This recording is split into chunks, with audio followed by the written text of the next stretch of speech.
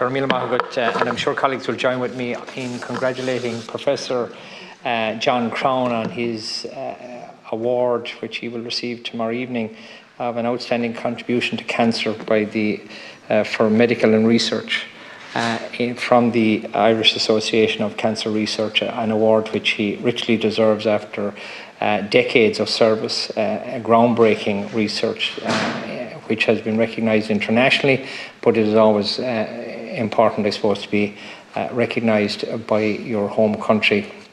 I'm standing here because this is where John used to stand when he was a senator, and he served here for only one term, and he found it all very frustrating because, of course, in cancer research you can get things measured and you know what outcomes are, whereas in politics it's quite a bit more slower and more laborious than he was used to, but he did make a huge contribution in his time in Shannon, and it is great that he's been recognised and given that award.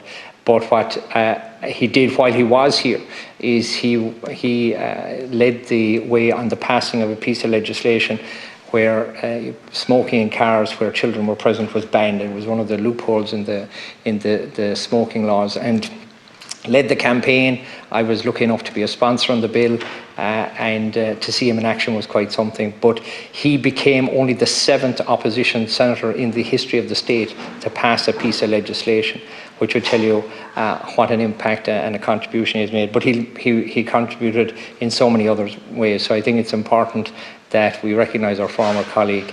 And as I used to address him when he was here, he was Professor, Doctor, Professor, Senator John Crown.